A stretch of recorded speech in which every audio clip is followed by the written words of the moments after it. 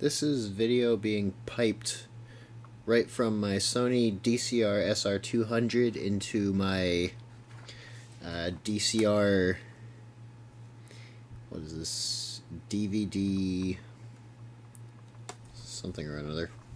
Where's the fucking model number? Model number, where reside ye, DVD 300. That was embarrassing. Alright, this is video being piped right from my Sony DCR-SR200 out to my DCR DVD 300.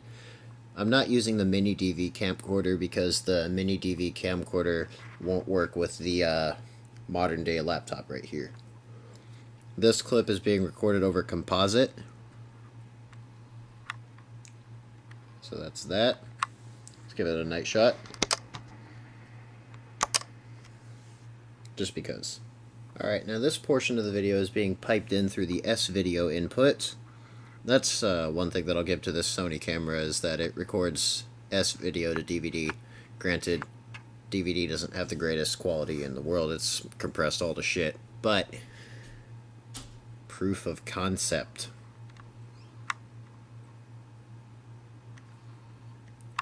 Without needing to get the laptop that's got the FireWire port on it. Just because. I want to see if the grain structure carries over S-video better than it does over composite. Still recording over S-video. This is what this looks like. I could unplug the S-video cable and plug the composite cable into the coupling unit.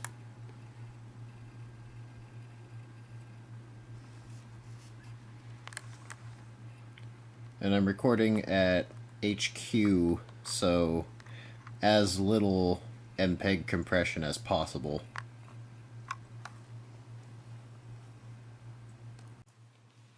Alright, I know there's going to be the people in the crowd that say, oh, just use the USB output on the camcorder to pull the video off of it. No duh.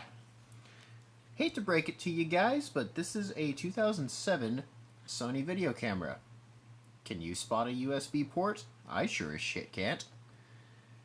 Given that this is a 2007 Sony camera, you cannot record video to the memory stick, and you cannot copy video to the memory stick. I actually know where the USB power and data pins are. They are in the docking base. Like, there are honest-to-God USB pins in there. Problem is, I don't have a connector that's able to interface with that. I've got this docking base that I got with my Sony HDR TG1, but the notch is on the other side. Fucking useless. However, the video output works, and actually when I bought this camera, it came with this DVD camera, which is able to take a video input, which leads me to believe that the original owner was actually making use of this thing to record stuff off of this thing and then cut it all together in the computer, which they would of course have to do, because the DVD is only able to record 20 minutes of high quality video. I think it's like 60 minutes on low quality, but who the fuck would want to do that? Good God, all that compression. Problem is that the standard composite video out of this thing looks like absolute garbage. And rather unfortunately, for the longest time, that's all that I had to work with, because I just had a stock video cable that came with another Sony camcorder that I have. Component didn't work. If only I had S-video. Oh, wait a minute. This thing showed up the same day that my TG1 showed up. Yeah, you can buy these things pretty cheaply on eBay still. So that's a thing. Now, the audio still isn't proper. It actually seems to output proper stereo, but I want to see what the surround sound image is like, god damn it. Yeah, it's probably the same as it is on everything else. So that's that. I can do some proper testing. The backlight on this screen is intermittent, and when the backlight does work, the battery does not work. If that makes any sense to anybody, please get in touch.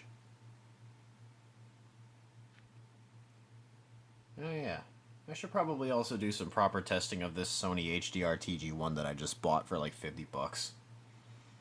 Side note, if you happen to be using a computer which lacks any sort of FireWire input, I mean, you could probably use the USB-C port on the side over there. You could probably adapt that to FireWire using one of those Apple adapters, but I'm not entirely sure how well that would work. Not that that's particularly relevant, though, because you can go ahead and get yourself one of these old Sony DVD camcorders.